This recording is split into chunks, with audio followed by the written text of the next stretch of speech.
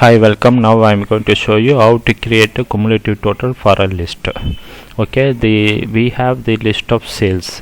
Okay, for each month from January to December we have sales and we want the cumulative total. Okay, what is cumulative total? Cumulative total is the first month. It is the first month's sales. Okay, just the sales. For the second month it is something like the total of the first 2 months sales. Okay, which is 745. You can see it in the status bar here, 745. For the third month it is the all 3 months sales put together, sum of all the 3 months sales, which is nothing but 1142. The sum of 3 months, 1142, and so on. Finally, for the last month it is the overall total, which is 6251. Okay, so this is the way the cumulative total operates. Actually what happens is that we add the total up to a particular month. If a new value comes to that sequence, we will add that value to the total. Okay, that is the cumulative total. Okay, now how can we create this cumulative total using a general formula? Okay, I'm going to show you 2 methods. One is simple addition. Okay, the first month it is the B2, okay, which is nothing but January month sales. Okay, fine. The second month it has to be the previous month's total, previous month's cumulative total plus the current month's sales. Okay, so it is the previous month's cumulative total plus the current month's value. Okay, that will give you the cumulative total for this month.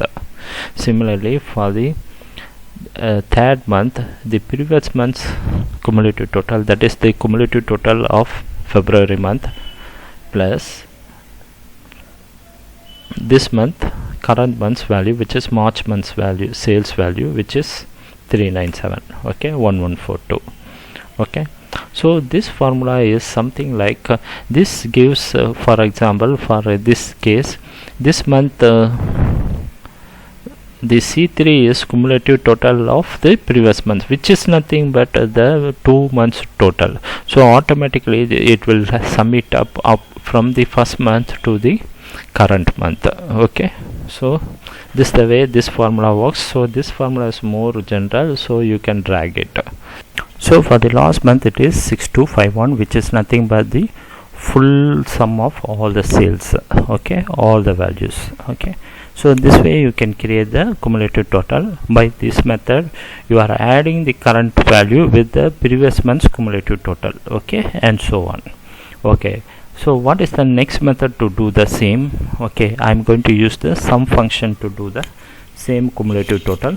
Okay, this time I'm going to show you a different method using the sum function, how to arrive cumulative totals. Okay, I just introduce a column here. I'm going to do it here.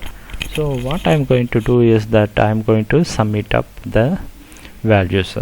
Okay, what this one is for the first time, it is sum of the first value, no change, no problem. The second one, I want the sum from the first sales to the current sales. Okay, this is fine.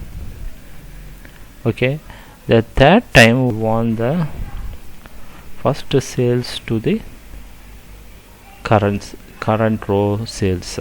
Okay, okay, so press OK. So you can see the formula, the sum must start with B2. Okay, this one no change. Okay, for the second time it is B3, third time it is B4, which is the particular row cell. Okay, in the B column, sales value of that row, current row.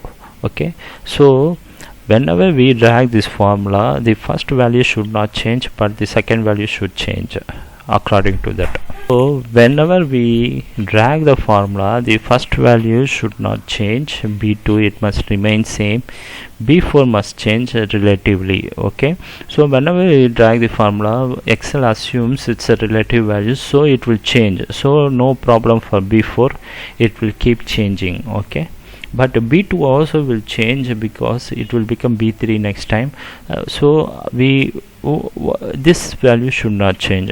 If we don't want a value to be changed, that means we want that value cell to be considered as a absolute cell value. Okay, so how to tell Excel we are keeping a absolute value? We want the b2 to remain same.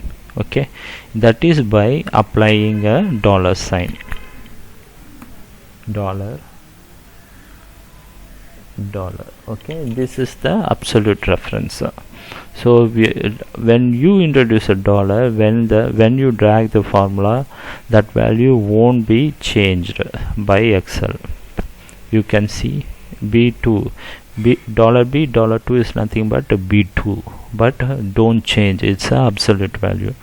But b4 changed to b5. You can see here, this is the range ends with b4.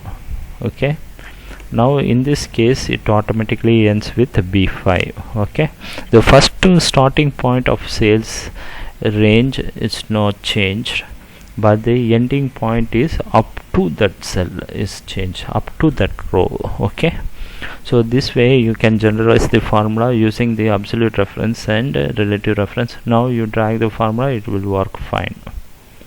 Okay, and the final value is all the cells, any cell you can see, it will, the range ends with that row. Okay, so that row sales value is b7 for this case, and this one is not changed, it remains from b2. Okay, this way you can start creating your cumulative total using the sum functions. Okay, so this error is nothing but it's a error warning, and ignore the error. Okay, because it says it omits the adjacent cells. The formula is not using all the cells, that it doesn't need to inquire about that. It is, we know that it omits the adjacent cells, and ignore the error. Okay, so you can keep ignoring this error, and this is the way you can calculate your cumulative total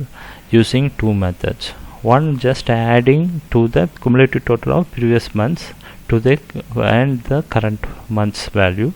The other one is using the sum function. Okay, hope this video is helpful to you. Okay, if you like my videos, please subscribe to my channel. The Alan Sam button is already in the screen, as well as leave your comments and suggestions, and God bless you.